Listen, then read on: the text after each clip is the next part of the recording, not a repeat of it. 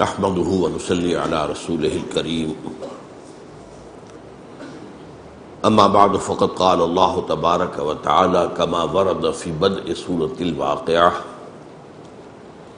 اعوذ بالله من الشيطان الرجيم بسم الله الرحمن الرحيم اذا وقعت الواقعة ليس لوقعتها كاذبة خافضة رافعة اذا رجت الارض رجا وبست الجبال بسا فكانت هباء منبثا وكنتم ازواجا ثلاثا فاصحاب الميمنة ما اصحاب الميمنة واصحاب المشأمة ما اصحاب المشأمة والسابقون السابقون اولئك المقربون في جنات النعيم ثلة من الأولين وقليل من الآخرين وقال عز وجل كما ورد في سورة الرحمن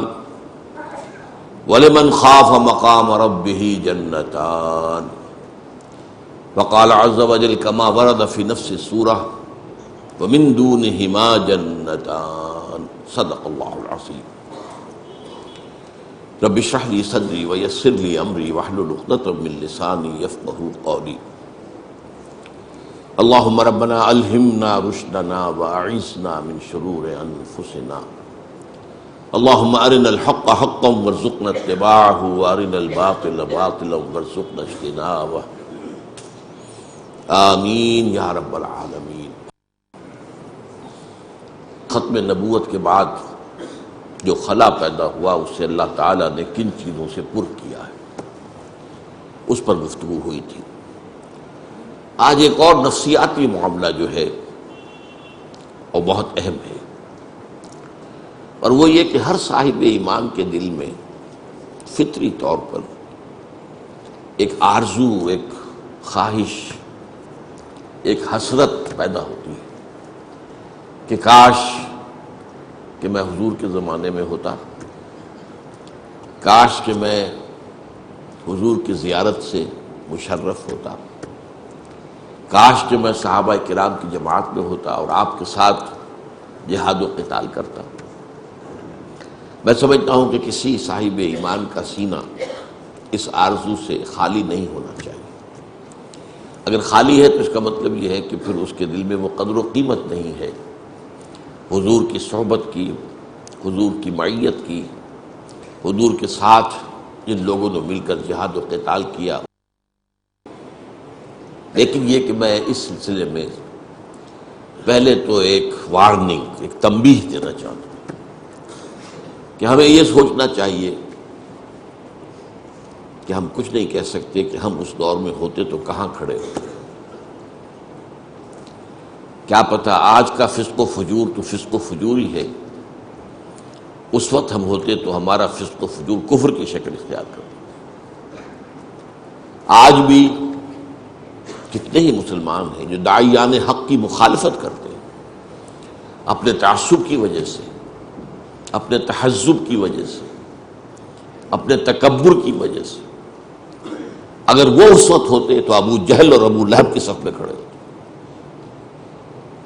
تو سوچنے کی بات ہے۔ آج ہو سکتا ہے کہ ہم میں سے بہت سو کے دلوں میں نفاق ہو، لیکن اس وقت ہوتے تو نفاق کا پردہ چاک ہو جاتا اور ہم ننگے کر دیے گئے ہوتے۔ اس وقت تو یہ ہے کہ اس پر پردہ پڑا ہوا، اس لیے کہ ظاہر بات ہے کہ حضور کے بعد کسی شخص کو یہ حق نہیں ہے کہ کسی بھی شخص کو منافق قرار دے سکے۔ یہ معاملہ حضور کا خاص تھا۔ تو بڑے رسک ہیں۔ ایک بڑا پیارا شعر ہے فارسی کا کہ تمام جو علم ہے اس کا جو خلاصہ ہے وہ کیا ہے کہ دانی من کیم در یوم دی جانے جملہ علم ہائی نستوئی۔ ہر تمام علوم کی جان یہ ہے کہ بیدانی من کیم در یوم دی، کہ تجھے یہ معلوم ہو جائے کہ قیامت کے دن میں کہاں کھڑا ہوں گا، اصحاب الشمال میں ہوں گا، اصحاب الیمین میں ہوں گا، کیا کوئی امکان مقربین میں شامل ہونے کا بھی ہے؟ کچھ پتہ نہیں، لیکن یہ کہ انسان کا دل اس کو بتا دیتا ہے۔ بل الانسان علی نفسہ بصیرہ ولو القی معاذیرہ، انسان کا دل اسے بتا دیتا ہے کہ میں کہاں کھڑا ہوں، لیکن بہرحال ہم کسی پر کوئی حکم نہیں لگا سکتے۔ تو پہلی تو یہ تنبیہ کہ یہ چیز جہاں اس کا وہ مثبت پہلو ہے، ہماری محبت کا تقاضا اور حضور کے شرف صحبت کا قدر و قیمت کا اندازہ، تو وہ ٹھیک ہے اپنی جگہ پر، لیکن ساتھ ہی اس کے ساتھ یہ وارننگ بھی رہنی چاہیے کہ ہم یہ سوچیں کہ ہم اس وقت ہوتے تو کہاں کھڑے ہوتے، کس صف میں ہوتے۔ بہرحال ایک دوسری اس کے ساتھ جو بشارت ہے، جس کے لیے میں نے آج خاص طور پر جو بشارت کا موضوع ہے وہ ہے میرا موضوع، میں نے صرف یہ کہ تمہیداً وہ تنبیہ بھی آپ کے سامنے رکھ دی۔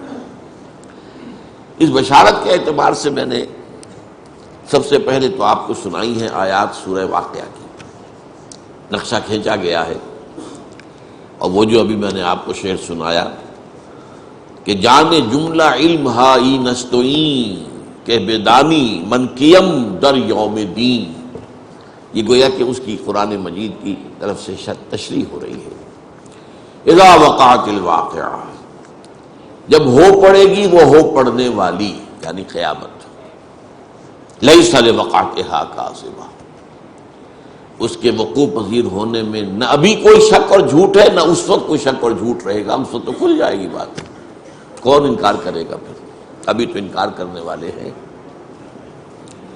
خافضۃ الرافعہ، اور وہ جو ہوگی وہ کچھ پست کرنے والی بھی ہوگی، اٹھانے والی بھی ہوگی، کچھ لوگوں کو پستی میں دھکیل دے گی وہ قیامت، اور کچھ لوگوں کو بلندیوں پر فائز کر دے گی۔ کچھ ہوں گے ظاہر بات ہے انبیاء، رسل، صدیقین، شہداء، صالحین، وہ رافعہ ہوگی قیامت ان کے لیے، ان کے درجات کو، بلندی کو ظاہر کرنے والی ہوگی، ان کا مقام و مرتبہ اس وقت منکشف ہو جائے گا۔ اور خافضہ فساق و فجار، کفار، منافقین، مشرکین کو گرا دینے والی ہوگی۔ اب اس کے بارے میں فرمایا اذا رجت الارض رجا، جس دن زمین کپ کپا دی جائے گی جیسے کہ کپ کپایا جاتا ہے، وبست الجبال بسا، اور پہاڑ ریزہ ریزہ کر دیے جائیں گے توڑ پھوڑ کر، فکانت ہباء منبثا، اور وہ ہو جائیں گے غبار، منتشر غبار، پھیلا ہوا غبار، یہ پہاڑ، یہ چٹانیں غبار کی صورت ہو جائے گی۔ وَكُنْتُمْ أَزْوَاجًا ثَلَاثًا، اور تم 3 گروہوں میں تقسیم ہو جاؤ گے۔ یہ ہے اصل جس کے لیے کہ میں نے یہ آیات آج پڑھی۔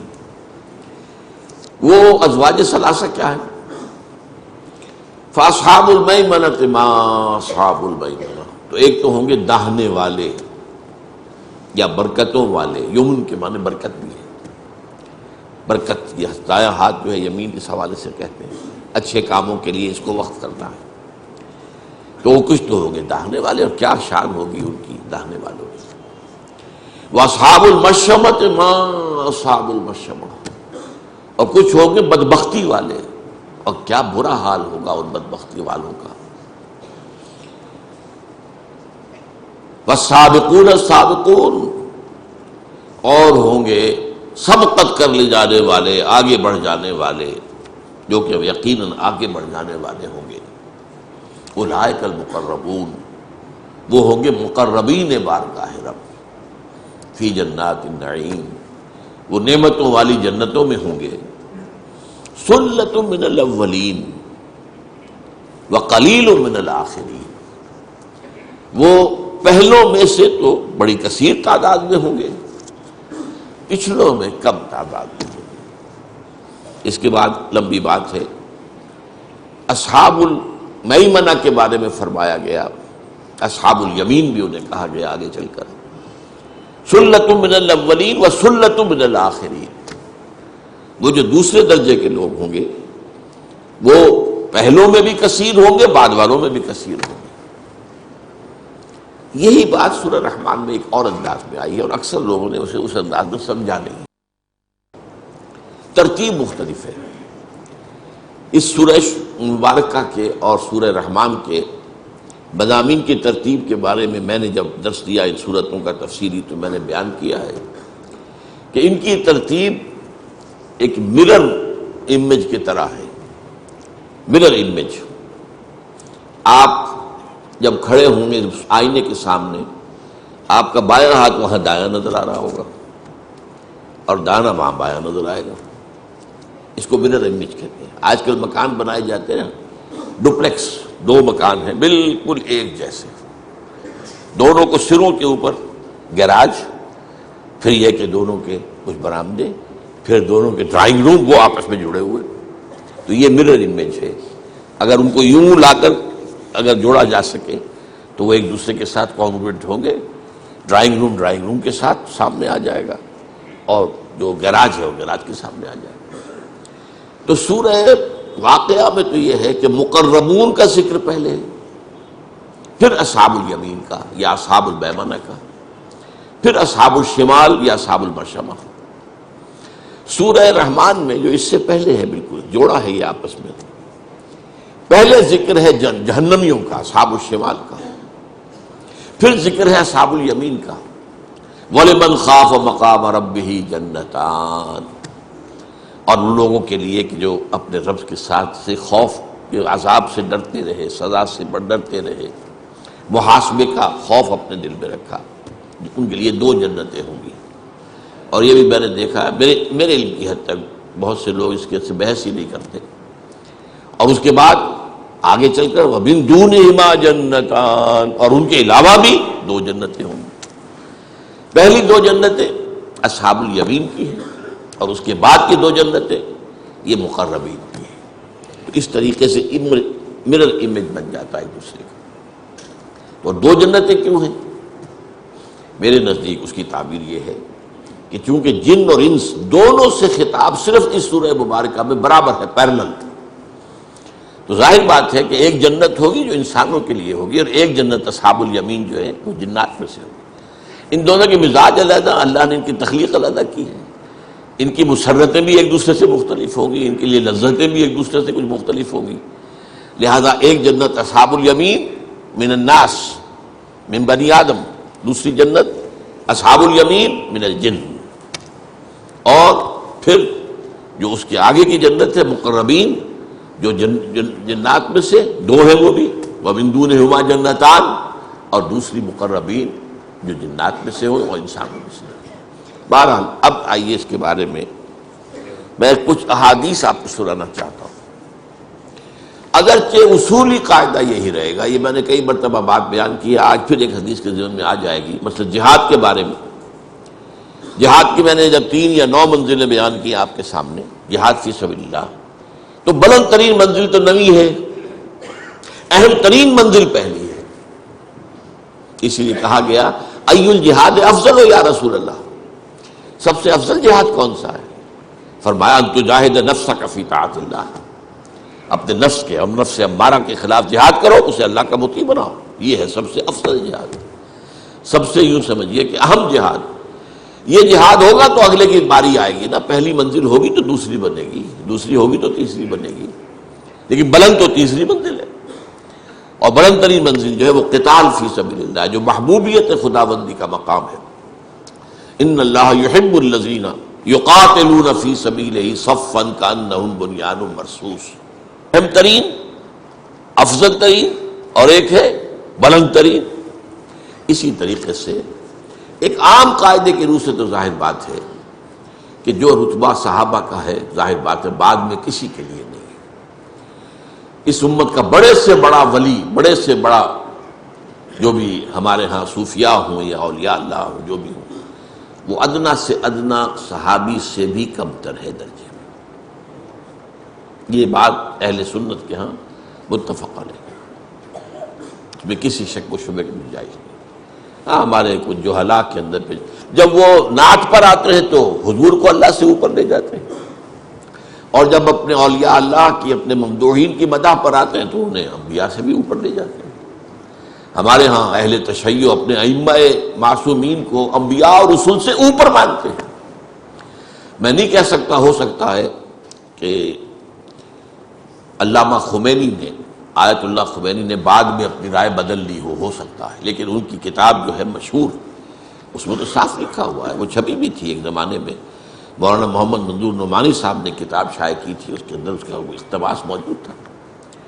جو مقام اور مرتبہ ہمارے ائمہ معصومین کا ہے، اس تک نہ ملائکۃ المقربین میں سے کسی کی رسائی ہے، نہ انبیاء مرسلین میں سے کسی کی رسائی ہے۔ یہ تو جہالت ہے، خالص جہالت ہے۔ تو درجات تو یہی رہیں گے، انبیاء ہیں، پھر صدیقین ہیں، پھر شہداء ہیں، پھر صالحین ہیں، اور اسی طریقے سے صحابہ ہیں، پھر تابعین ہیں، پھر تبع تابعین ہیں، درجات بھی یہی رہیں گے ایک درجے میں تو عمومی طور پر تو یہی۔ لیکن یہ کہ اجر و ثواب کے اعتبار سے، اور ایک خاص حدیث میں آئے گا، ابھی ہم پڑھیں گے، بعض پہلوؤں سے ہو سکتا ہے بعد والوں کے لیے بہت اونچے مراتب، بہت بلند مراتب، اور یہ اس لیے ان کو واضح کرنا ضروری ہے کہ یہ نہ سمجھیے کہ دروازے بند ہو گئے، گیٹس آر اوپن، آؤ آگے بڑھو۔ میں نے میٹرک میں نظم پڑھی تھی، بڑی پیاری نظم، چیریٹیز، انگریزی کے ہمارے نصاب میں تھی وہ، charities that soothe and heal and bless are scattered over the feet of men like flowers۔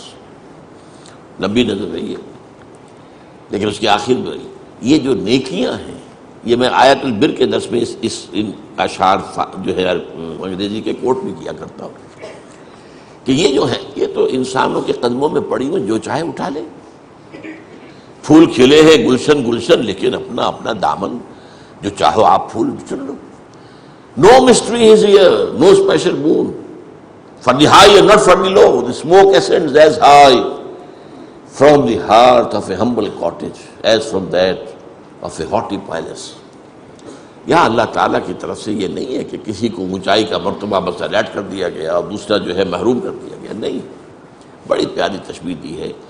دھواں بالکل برابر اٹھتا ہے اوپر، چاہے جھونپڑی کا چولہا اس سے بھی، اور کسی محل کے کچن کا جو ہے ہاٹی پیلس جو ہے، اگر اس کے کچن سے بھی دھواں اٹھے گا وہ بھی اسی طرح اوپر جائے گا۔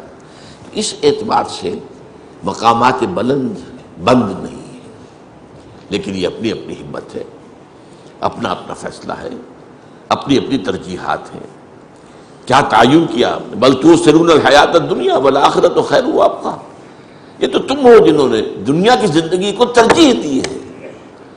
ہر شخص جائزہ دے، میں کس چیز کو ترجیح دے رہا ہوں، دنیا کی زندگی کو ترجیح دی ہے یا آخرت کی زندگی؟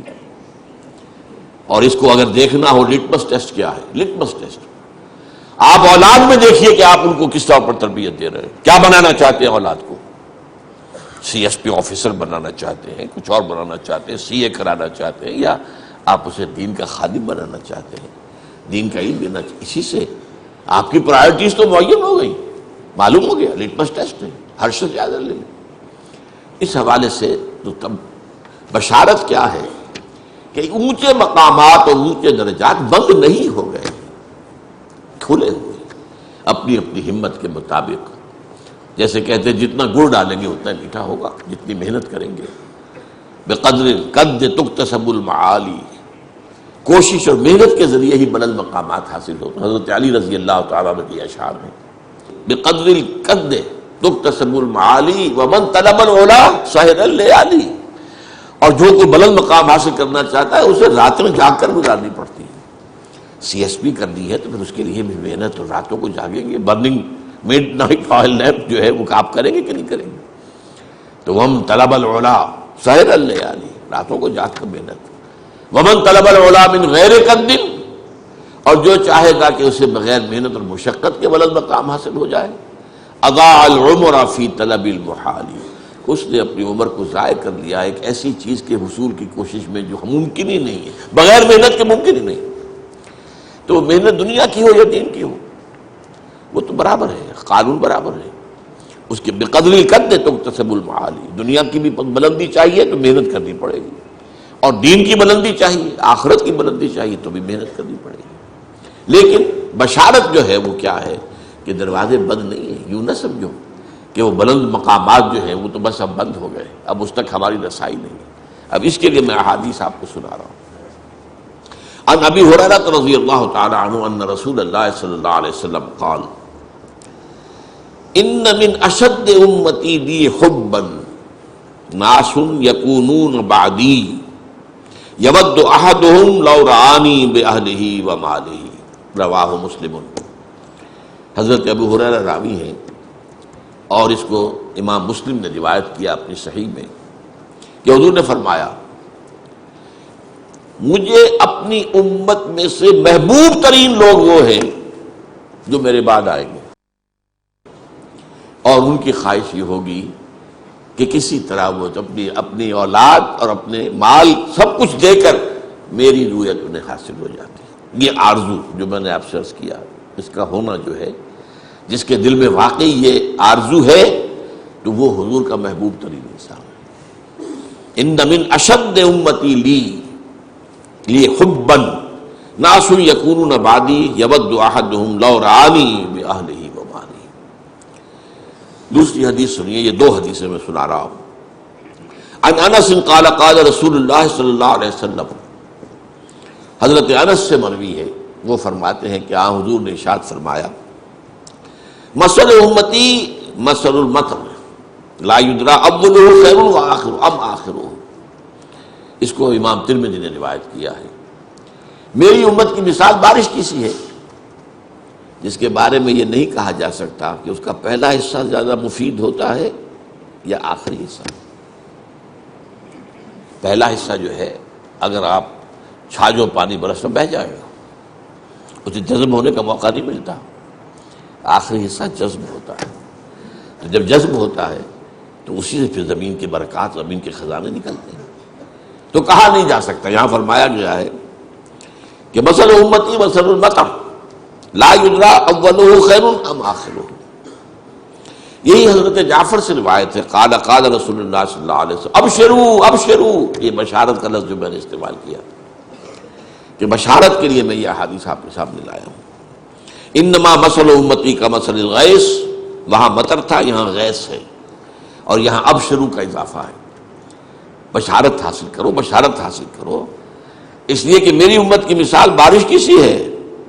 لا یدری آخرہ خیر ام اولہ، نہیں کہا جا سکتا کہ اس کا آخری حصہ بہتر ہوتا ہے یا پہلا حصہ۔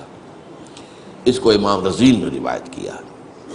اب سنیے وہ حدیث جو میں نے بہت مرتبہ پہلے بھی سنائی ہے، اور اس میں وہ افضل اور اعلیٰ، افضل الجہاد اور سب سے اعلیٰ جہاد، اسی طرح افضل ایمان اور اعجب ایمان۔ اعجب کا لفظ یہاں آ رہا ہے، اس کو نوٹ کیجئے گا۔ عجیب عربی زبان میں اس کے معنی ہے بہت خوبصورت، دل کو موہ لینے والا شے۔ عجب کہتے ہیں اپنے آپ کو بہت عمدہ سمجھنا، عجب، تکبر، عجب۔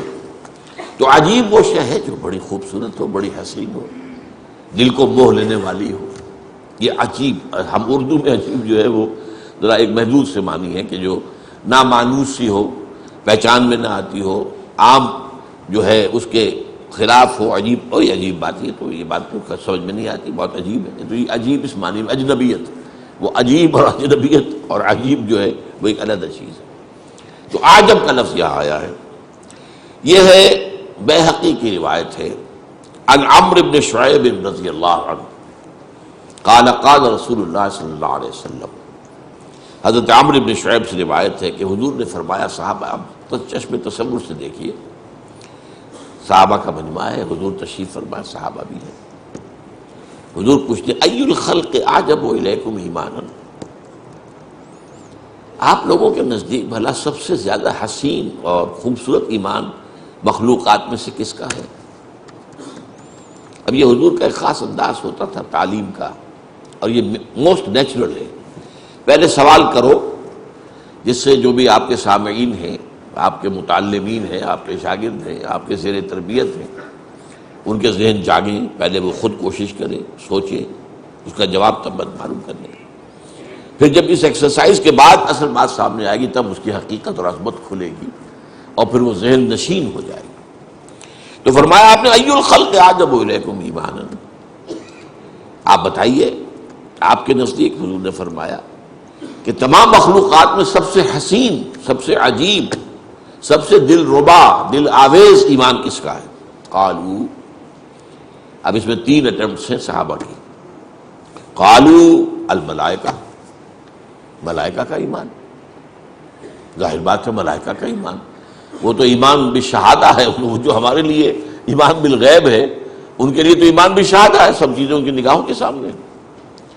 حضور نے ریجیکٹ کر دیا، وما لهم لا يؤمنون وهم عند ربهم، وہ کیسے ایمان نہ لائیں جبکہ ان کو تو اپنے رب کے سامنے ہے، کون سا تیر مارا انہوں نے جو ایمان لائے، ان کے لیے تو کوئی ایمان جو ہے وہ کوئی اونچے درجے کا شاید نہیں ہے، ان کے لیے کوئی قسم نہیں ہے، اس میں کوئی مقام نہیں، وہ عند ربهم، بات تو رب کے پاس۔ اب دوسری اٹمپٹ میں صحابہ نے کہا فالنبیون، پھر انبیاء کا معاملہ ہے، فرمایا وما لهم لا يؤمنون والوحی ينزل علیہم، وہ کیسے ایمان نہ لاتے جبکہ ان پر تو وحی نازل ہو رہی تھی۔ اب یہاں بھی آپ نے گویا کہ اس کو بھی ریجیکٹ کر دیا کہ نہیں یہ بھی نہیں، عجب نہیں ہے ایمان، افضل ہوگا، افضل ہے، لیکن یہ کہ سب سے پہلے تو ایمان لانے والے خود حضور ہیں، آمن الرسول بما انزل الیہ من ربہ والمؤمنون انا اول المؤمنین، لیکن یہ ہے کہ وہ افضلیت اور ہے یا اعجبیت اور ہے، جو سب سے زیادہ عجیب اور وسیع اور دلربا اور خوبصورت ہے۔ اور اس کے بعد تیسری تو پھر وہ ڈرتے ڈرتے کہا ہوگا، ذرا جھجکتے ہوئے فنحن، پھر ہمارا ایمان سب سے عجب ہونا چاہیے، آپ نے اس کو ریجیکٹ کر دیا، وما لکم لا تؤمنون وانا بین اظہرکم، تم کیسے ایمان نہ لاتے جبکہ میں تمہارے درمیان موجود ہوں، تمہارا کون سا کمال ہے۔ اب یہ تین اٹمپٹس کو ریجیکٹ کرنے کے بعد وہ فرماتے ہیں فقال رسول اللہ صلی اللہ علیہ وسلم، اب آپ نے فرمایا ان اعجب الخلق الی ایمانا لقوم یکونون من بعدی یجدون صحفا فیہا کتاب اللہ فیؤمنون بما فیہا، میرے نزدیک جو حسین ترین ایمان ان لوگوں کا ہوگا جو میرے بعد آئیں گے، وہ مجھے نہیں دیکھیں گے، میری صحبت سے فیض یاب نہیں ہوں گے، انہیں تو کچھ صحیفے اوراق ملیں گے جن میں کتاب اللہ لکھی ہو، اور وہ اس پر ایمان لائیں۔ اب یہ ہے عجب ایمان کا دروازہ تو کھلا ہوا ہے، افضل ایمان وہ تو ظاہر بات ہے سب سے افضل انبیاء کا، پھر صحابہ کا، وہ علیہ بات ہے، لیکن عجب ایمان کا دروازہ تو بند ہے۔ اب یہ ہم نے بند کر لیا ہو تو یہ ہم مجرم ہیں۔ کون قرآن کو پڑھتا ہے، کون اس کے لیے عربی زبان سیکھے گا؟ یجدون صحفا فیہ کتاب اللہ فیؤمنون بما فیہا، جنہیں صحیفے ملیں گے، اوراق ملیں گے، کتابیں ملیں گی، اس میں اللہ کی کتاب درج ہوگی، مصحف ملیں گے، وہ جو کچھ اس میں ہے اس پر ایمان لائیں، تو یہ دروازہ تو کھلا ہے عجب ایمان کا۔ میں نے پھر عرض کیا اب یہ ہم نے خود ہی، تو ہی ناداں چند کلیوں پر قناعت کر گیا، ورنہ گلشن میں علاج تنگی دامہ بھی ہے، پھول تو کھلے ہیں گلشن گلشن، لیکن اپنا اپنا دامن، اگر آپ اس کے لیے محنت نہیں کرتے، اس کے لیے کوشش نہیں کرتے، اس کے لیے جد و جہد نہیں کرتے تو ظاہر بات ہے محروم ہے، لیکن دروازے بند نہیں ہیں، وہ اعلیٰ مراتب ہیں ان کے دروازے بند نہیں ہیں، the doors are not closed، دروازے کھلے ہوئے، اگرچہ یہ ہے کہ سلۃ من الاولین وسلۃ من الآخرین، وہ اصحاب الیمین ہے، سلۃ من الاولین وقلیل من الآخرین وہ مقربین کے اندر ہے، وہ ہے افضلیت کے اعتبار سے معاملہ، لیکن ابھی آگے آ جائے گا اجر کے اعتبار سے معاملہ کچھ اور ہے۔ وعن عبد الرحمن بن علاء الحضرمی رضی اللہ تعالی عنہ قال حدثني من سمع النبي صلی اللہ علیہ وسلم یقول، عبد الرحمن بن علاء الحضرمی کہتے ہیں کہ میں نے سنا ان لوگوں سے جنہوں نے یہ اللہ کے رسول سے سنا۔ آپ کو معلوم ہے نا کہ صحابہ میں سے بھی فرق ہو جاتا ہے، ایک تو یہ کہ کسی صحابی نے بات براہ راست حضور سے سنی ہو، اور کسی نے وہ کسی صحابی سے سنی ہو۔ اب ظاہر بات ہے حدیث جبرائیل جس پر ہم نے کئی جمعے جس پر، تو جو لوگ اس مجمع میں موجود تھے وہ تو وہ ہے کہ جنہوں نے وہ سارا واقعہ اپنی آنکھوں سے دیکھا، لیکن سارے صحابہ تو نہیں تھے اس مجمع میں، تو بہت سے لوگوں کو ان صحابہ کے ذریعے سے وہ بات پہنچی کہ جو اس مجمع میں موجود تھے۔ تو سمع حدثنی من سمع النبی صلی اللہ علیہ وسلم یقول، مجھے بتایا ہے یہ انہوں نے جنہوں نے خود سنا ہے اللہ کے رسول صلی اللہ علیہ وسلم کو فرماتے ہوئے، انہ سیکون فی الآخر ھذہ الامۃ قوم، میری اس امت کے آخری حصے میں ایک ایسے لوگ بھی ہوں گے لہم مثل اجر اولہم، جن کے لیے اجر ہوگا ان کے پہلوں کے مانند۔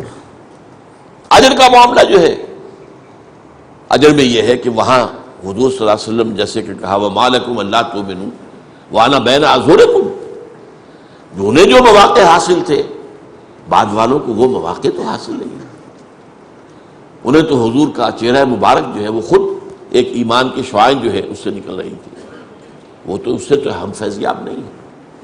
لیکن اجر میں ہماری جو لیمیٹیشنز ہیں، ہمارے پاس جو بھی کمی ہے اب اس کی تلافی ہو جائے گی کہ اس میں جو سخت حالات میں کام کرے گا نیک، اس کا اجر بہت بڑھ جائے گا، اس کے مقابلے میں جو موافق حالات میں اتنا ہی کام کرے گا۔ کام کی نیکی کی مقدار ایک ہے، لیکن ایک ایسے ماحول میں کی گئی ہے جو موافق ماحول ہے، اس میں اس کا اجر کم ہو جائے گا، اس لیے کہ اس میں تو ماحول کا حصہ بھی شامل ہو گیا نا۔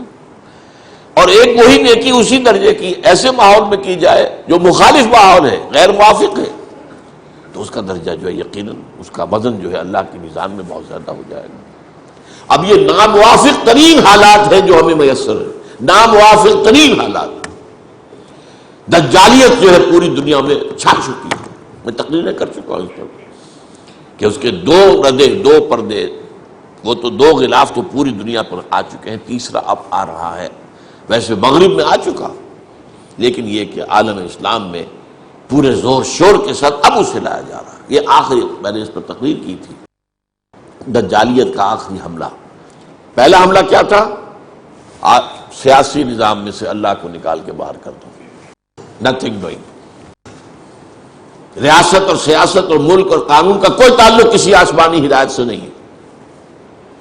We are sovereign ourselves. We shall legislate as we like. یہ کیا ہے؟ شریعت محمدی یہ کہتی ہے، شریعت موسوی یہ کہتی ہے keep them with you in your homes، پڑھو جا کے، تلاوت کر لو اور ثواب حاصل کر لو، nothing doing۔ اور دوسرا پردہ معیشت کا نظام، سود اور جوئے، پوری دنیا اسٹاک ایکسچینج جوئے کا سب سے بڑا مرکز، اور سود اور بینکنگ جو ہے، ای بنوک، ای فکر چالاک یہود، نور حق السینہ آدم ربود، یہ بینکوں کا نظام جو عیار ذہن جو ہے یہودیوں کا، اس کی پیداوار ہے۔ یہ یہودیوں کی ایجاد ہے بینکنگ کا نظام، اور زیادہ پرانا نہیں ہے، کوئی 300 برس پرانا ہے۔ ای بنوک، ای فکر چالاک یہود، نور حق السینہ آدم ربود، اللہ نے جو نور، روح کی شکل میں نور ہمارے اندر پھونکا تھا، اس کو نکل باہر کیا، اب نرا حیوان بن گیا انسان۔ تا تہو بالا نہ گردہ دی نظام، اقبال کیا کہہ رہا ہے؟ جب تک یہ بینکنگ کا نظام تہو بالا نہیں ہوتا، جب تک یہ ملیا میٹ نہیں ہوتا، دانش و تہذیب و دین سودائے خام، کہاں کی دانش، کہاں کی تہذیب، کہاں کا دین، اس کے بغیر تو سوال ہی پیدا نہیں۔ تیسرا جو چادر چڑھ رہی ہے، مغرب پر چڑھ چکی، بے حیائی، بے شرمی، عریانی، فحاشی، زنا، ہومو سیکسولیٹی، یہاں تک کہ ہومو سیکسول میرجز، شرم حیا کا پردہ ختم، یہ ابھی کچھ عالم اسلام میں ہے۔ Institution of family finished, destroyed, ابھی اسلام میں ہے، ابھی عالم اسلام میں ہے، اور اس کے لیے جو مہم ہو رہی ہے، جو اربوں ڈالر خرچ ہو رہے ہیں، ان کا آپ کو اندازہ نہیں ہے، کتنے این جی اوز اس کے لیے لگی ہوئی ہیں، اور کہاں سے انہیں فیڈ ہوتا ہے، کہاں سے پیسے آتے ہیں۔ جس کے لیے عالمی کانفرنس ہوئی، پہلے ہوئی کائرو میں ویمن کانفرنس، ویمن لب، عورتوں کو آزاد کرا رہا ہے، عورتوں کو آزاد کرا، یہ کیا گھر کے اندر باندھ دیا اور شادی کے بندھن میں بندھ گئی تو بندھ گئی، نہیں۔ اس کے بعد پھر ایشیا کا دوسرا کنارہ، کائرو کو آپ کہہ سکتے ہیں اگرچہ وہ افریقہ کا شہر ہے، لیکن وہ گیٹ وے ہے to middle east, gateway to the Arab countries, کیونکہ عالم عرب میں علمی، تعلیمی، ثقافتی اعتبار سے اس کا امام جو ہے مصر ہے، ثقافتی اعتبار سے ہر اعتبار سے، اس لیے امام مصر. پھر چین کی طرف سے بیجنگ، اور پھر بیجنگ +5 کانفرنس، اور وہ یونائٹڈ نیشنز کی اسمبلی کے تحت. بہرحال اب ان حالات میں اگر کچھ لوگ ہمت کرتے ہیں اور اللہ کے دین کے ساتھ جڑے رہتے ہیں، جو فرمایا حضور نے صلی اللہ علیہ وسلم، بدا الاسلام غریبا وسیعود کما بدا فطوبی للغرباء. اسلام کا جب آغاز ہوا تو اسلام اجنبی تھا، غریب تھا. یہ عجیب و غریب کے معنی میں جو ہم بولتے ہیں وہ غریب، عجیب و غریب، لوگوں کو عجیب کیا بات کر رہے ہیں. لیکن پھر اسلام کو غلبہ حاصل ہو گیا تو سبھی اس کے ساتھی بن گئے. فرمایا لیکن ان قریب یہ دوبارہ غریب ہو جائے گا. مسلمان بڑھتا جائے گا، دولت امویہ اور دولت عباسیہ اور دولت عثمانیہ، اسلام گرتا جائے گا، گرتا جائے گا، گرتا جائے گا. فطوبی للغرباء، توبہ، مبارکباد، تہنیت ان کے لیے جو اسلام کے اس غربت کے زمانے میں، اجنبیت کے زمانے میں خود اجنبی بن جائیں لیکن اسلام کا دامن نہ ہاتھ سے نہ چھوڑیں. انہیں کہا جائے یہ تو دقیانوسی لوگ ہیں، یہ ملاٹے ہیں، یہ بڑے اگلے وقتوں کے ہیں یہ لوگ، انہیں کچھ نہ کہو، یہ فنڈامنٹلسٹ ہیں. یہ بات ان سے کہی جائے اور وہ اس کو جھیلیں اور برداشت کریں لیکن اسلام کا دامن ہاتھ سے نہ چھوڑیں. تو سنیے اس کو. حضور نے فرمایا انہ سیکون فی آخر ہذہ الامۃ قوم لہم مثل اجر اولہم. میری اس امت کے آخر میں، آخری زمانے میں ایسے لوگ ہوں گے جن کا اجر برابر ہوگا ان کے جو اولین لوگوں کا ہے. وہ کیا کریں گے؟ یامرون بالمعروف وینہون عن المنکر ویقاتلون اہل الفتن. وہ نیکیوں کا حکم دیں گے، بدی سے روکیں گے، اور فتنہ پرداز لوگوں سے جنگ کریں گے. اب یہ ہے اصل میں وہ سورہ آل عمران کی آیت جس پر بارہا گفتگو ہوئی ہے. وَلْتَكُن مِّنكُمْ أُمَّةٌ يَدْعُونَ إِلَى الْخَيْرِ وَيَأْمُرُونَ بِالْمَعْرُوفِ وَيَنْهَوْنَ عَنِ الْمُنكَرِ وَأُولَٰئِكَ هُمُ الْمُفْلِحُونَ. جب عمومی طور پر امت خابیدہ ہو جائے گی، سو جائے گی، فسق و فجور میں مبتلا ہو جائے گی، شریعت سے بے پرواہ ہو جائے گی، اس وقت کچھ لوگ اٹھیں، ایک امت میں چھوٹی امت بنائیں، امہ ود ان امہ، جیسے آپ کہتے ہیں state with in state, party with in party. Congress میں ایک چھوٹی پارٹی بنی تھی جو فارورڈ بلاک کہلاتا تھا. اسی طریقے سے اب آپ اور دوسری جماعتوں میں فارورڈ بلاک بن رہے، تو ہوتے اسی پارٹی میں لیکن اپنا بلاک علیحدہ بنایا. تو اس امت میں چھوٹی امت ایک ہوگی، ہونی چاہیے، جو نیکی کا حکم دے، بدی سے روکے اور خیر کی دعوت دے. یہاں جو ہے تیسری چیز یقاتلون اہل الفتن، وہ فتنہ پیدا کرنے والوں کے خلاف جد و جہد کرے، کوشش کرے، اور اگر ضرورت ہو اور وقت ہو اور اس کے لیے مناسب ماحول ہو جنگ کرے ان سے، فتنہ پرداز لوگوں سے. میں نے آپ کو بتایا کہ یہ بھی بیہقی کی روایت ہے. اس کے بعد کی حدیث سنیے. وعن ابی ہریرہ رضی اللہ تعالی عنہ ان رسول اللہ صلی اللہ علیہ وسلم قال، حضرت ابو ہریرہ سے مروی ہے روایت کہ حضور نے فرمایا طوبیٰ لمن رعانی، وہی طوبیٰ، فطوبیٰ للغرباء، ابھی جو حدیث میں نے آپ کو سنائی تھی. طوبیٰ تہنیت ہو، مبارکباد ہو ان کو جو اسلام کی اس اجنبیت کے دور میں خود اجنبی بن جائیں لیکن اسلام سے جڑے رہیں، چمٹے رہیں، ان کے لیے. یہاں فرمایا طوبیٰ لمن رعانی، مبارکباد، تہنیت جنہوں نے مجھے دیکھا ان کے لیے ہے. وطوبیٰ 7 مرات لمن لم یرانی وآمن بی، اور 7 مرتبہ تہنیت ہے اس کے لیے جس نے مجھے دیکھا نہیں لیکن مجھ پر ایمان لایا. اب آپ دیکھیے شرف صحابیت سے 7 گنا زیادہ. طوبیٰ لمن رعانی وطوبیٰ 7 مرات لمن لم یرانی وآمن بی. مبارکباد، تہنیت ان کے لیے جنہوں نے مجھے دیکھا، اور یہاں گویا کہ اس میں 7 محذوف ہے، مجھ پر ایمان لائے صحابہ کرام. لیکن 7 مرتبہ مبارکباد ہے ان کو جنہوں نے مجھے دیکھا نہیں لیکن ان پر ایمان لائے. اللہم ربنا اجعلنا منہم. آخری حدیث اس سلسلے کی ہے، ایک لمبا واقعہ ہے یہ، مسند احمد میں بھی ہے اور یہ بھی جو ہے ابی ہریرہ کی روایت ابھی میں نے سنا، یہ بھی مسند احمد کی تھی، طوبیٰ لمن رعانی و طوبیٰ 7 مرات لمن لم یرانی وآمن بی. اور یہ حدیث جو ہے احمد اور دارمی کی ہے، مسند احمد اور سنن دارمی، اور اس میں واقعہ لمبا بیان ہوا ہے. بیٹھے ہوئے صحابہ حضور بھی ہیں. حضرت ابو عبیدہ بن الجراح یہ سوال کرتے ہیں حضور سے، یہ معلوم ہے کون ہے؟ جن کو حضور نے فرمایا امین هذه الامہ، میری اس امت کے امین ترین انسان جو ہے وہ یہ ابو عبیدہ بن الجراح ہے.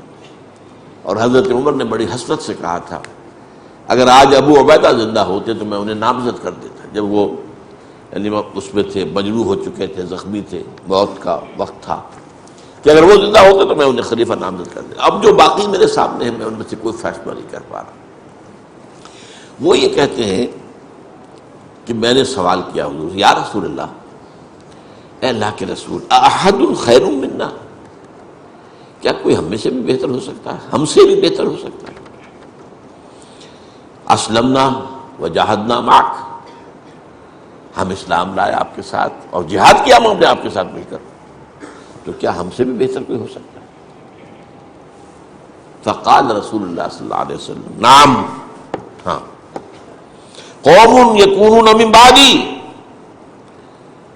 من بعدکم، وہ قوم، وہ لوگ جو تمہارے بعد آئے گی، یؤمنون بی ولم یرونی، جو مجھ پر ایمان لائیں گے حالانکہ مجھے دیکھا نہیں ہوگا. تو یہ گویا کہ صحابہ سے بھی احد خیر منا، ہم سے بہتر کوئی ہو سکتا. یہ تمام چیزیں ذہن میں رکھیے اس وضاحت کے ساتھ کہ ایک ہے کسی چیز کا افضل ہونا، ایک ہے کسی چیز کا حسین تر ہونا، وہ درجہ اجر کے اندر بڑھ جانا، یہ اور بالکل دونوں چیزیں علیحدہ، گڑبڑ نہ کریں. یہ نہ سمجھے کہ ہم افضل ہو جائیں گے، نہیں، افضل تو صحابہ ہی ہیں، ان کے مقام کو کوئی نہیں پہنچ سکتا. لیکن یہ ہو سکتا ہے کہ ہم ان حالات کے اندر، ان ناموافق حالات میں، دجالیت کے اس غلبے کے دور میں اگر اسلام کے ساتھ چمٹے رہیں، نہ صرف چمٹے رہیں بلکہ فتنوں کا مقابلہ کریں، اس کے خلاف جد و جہد کریں، اس کے لیے امر بالمعروف نہی عن المنکر، اس کے لیے اقامت دین کی جد و جہد، اس کے لیے تن من ڈنکا لگانا تاکہ اللہ کا دین قائم ہو، اگر یہ کریں گے تو اس اجر میں ہو سکتا ہے کہ صحابہ سے بھی آگے بڑھ جائیں. اللہ کی نگاہ میں ان کا وزن جو ہے وہ اور زیادہ ہو جائے. یہ دوسری بات ہے، بالکل افضلیت جو ہے وہ بالکل دوسری بات ہے. تو یہ ہے بشارتیں، ابشرو ابشرو، بشارتیں حاصل کرو. یہ مقامات بلند جو ہے یہ بند نہیں ہوئے ہیں، یہ مقامات کھلے ہوئے ہیں. Smoke ascends as high from the heart of a humble cottage as from that of a haughty palace. دھواں جو ہے برابر اوپر اٹھتا ہے، چاہے وہ ایک جھونپڑی والے کے چولہے سے اٹھ رہا ہو اور چاہے وہ کسی بڑے زبردست محل کے کچن سے اٹھ رہا ہو. تو نیکی کے لیے، اس کے لیے آگے سے آگے جانے کے دروازے کھلے ہوئے ہیں. اللہ تعالی ہمیں ان مواقع سے بھرپور طور پر فائدہ اٹھانے کی توفیق عطا فرمائے. بارک اللہ لی و لکم فی القرآن العظیم ونفعنی و ایاکم بالآیات والذکر الحکیم.